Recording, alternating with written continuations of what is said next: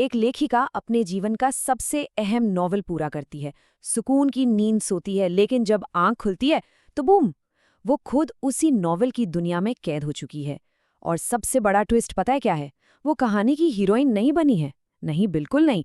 उसे उस क्रूर बड़ी बहन की भूमिका में डाल दिया गया है, जो हमेशा एक विलन होती है। सोचकर ही रोंगटे खड़े हो जाते हैं ना। छोटी बहन अपने दिमाग में जो भी सोचती है, वो तुरंत असली दुनिया में सच हो जाता है।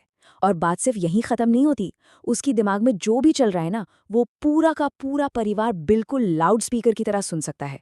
एक तरफ है छोटी बहन का बिछाया हुआ मानसिक जाल। वो सोचती है कि बड़ी बहन सीढ़ियों से गिरने का नाटक करेगी और उसे पेरेंट्स के सामने विलन बनाएगी। अब क्योंकि परिवार छोटी बहन की सोच सुन सकता है, वो सब पहले से ही बड़ी बहन पर भड़कने के लिए तैयार बैठे हैं। वो सच में सीढ़ियों से गिर जाती है, पर विक्टिम कार्ड खेलने या छोटी बहन पर आरोप लगाने के बजाय वो एक बेहद सिंपल और अनएक्सपेक्टेड काम करती है। वो सीधा सच बोल देती है कि भाई वो तो बस गलती से गिर गई थी। जब बड़ी बहन ने सच बोला तो माँ को उस पर इतनी दया आई कि उन्होंने एक बड़ा फैसला ले लिया। माँ ने तय किया कि अब से बड़ी बहन छोटी बहन के कमरे में रहेगी। छोटी बहन को पक्का यकीन था कि बड़ी बहन नाटक करेगी और कमरा लेने से मना कर देगी, लेकिन बड़ी बहन ने बिना किसी ड्रामे के उसे एक्सेप्ट कर लिया। मतलब उसके सारे मूव्स छोटी बहन की सोच से बिल्कुल उल्टे थे। और इस करारी हार ने छोटी बहन को इतना फ्रस्ट्रेट कर दिया कि उसकी नफरत की आग और भड़क उठी। अगला सीन एक फैमिली शॉपिंग ट्रिप का है और छोटी बहन अब एक और भी खतरनाक चाल चलने की फिराक में थी। लेकिन यहाँ बड़ी बहन की स्ट्रैटेजी देखना सच में मजेदार है, क्योंकि भाई वो तो कहानी की क्रिएटर है, उसे पूरा प्लॉट पहले से रटा हुआ है। उसे अच्छे से पता था कि छोटी बहन एक घड़ी चुराकर उसके बैग में डालने की साजिश रचेगी। तो इससे बचने के लिए उसने क्या किया? बहुत ही चालाकी से वो घर से निकलते वक्त अपनी खुद की एक घड़ी साथ ले गई और फिर उसने छोटी बहन को अपना चोरी का इल्जाम लगाने वाला जाल पूरा बिछाने दिया, वो भी बिना किसी रोक-टोक के, बिल्कुल चुपचाप। और फिर आता है इस पूरे ड्रामे का क्लाइमैक्स। जैसे ही वो दुकान से बाहर निकलते हैं, छोटी बहन की प्लानिंग के मुताबिक अलार्म जोर-जोर से बजने लगता है। माता-पिता तुरंत बड़ी बहन पर छोटी बहन को फंसाने का इल्जाम लगाने लगते हैं। लेकिन तभी पूरा का पूरा गेम पलट जाता है। दुकान का क्लर्क भागता हुआ आता है, घड़ी की चेकिंग करता और पूरे कॉन्फिडेंस के साथ बोलता है कि माफ कीजिए, पर ये घड़ी तो हमारी दुकान की है ही नहीं। छोटी बहन फिर भी अपनी जिद पर अड़ी रहती है कि नहीं, बड़ी बहन ने ही उसे फंसाने के लिए घड़ी चुराई है। ये देखकर माँ का पारा हाई हो जाता है और वो छोटी बहन को एक जोरदार थप्पड़ जड़ देती हैं।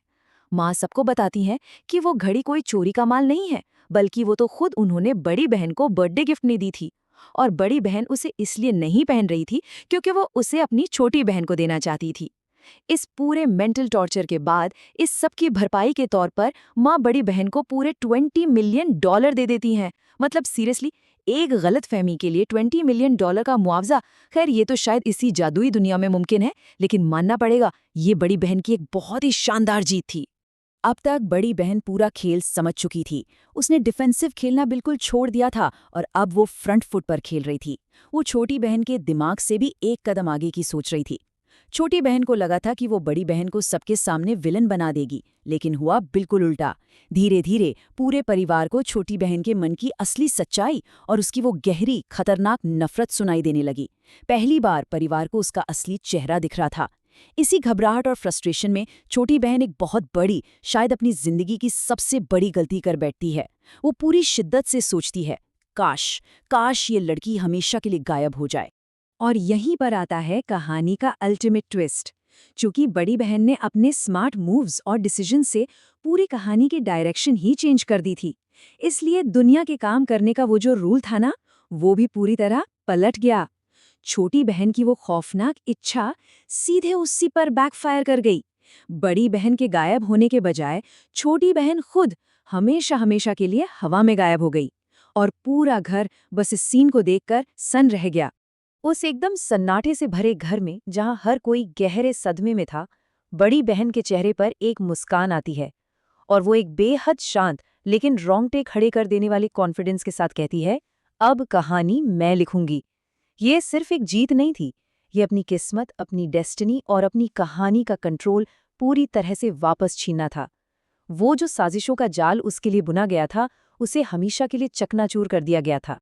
तो अंत में एक बहुत ही गहरा सवाल पीछे छूट जाता है जब कोई किसी ऐसे स्क्रिप्ट या ऐसी सिचुएशन में फंस जाता है जो किसी और की नफरत से लिखी गई हो, तो वो अपनी डेस्टिनी खुद कैसे दोबारा लिख सकता है?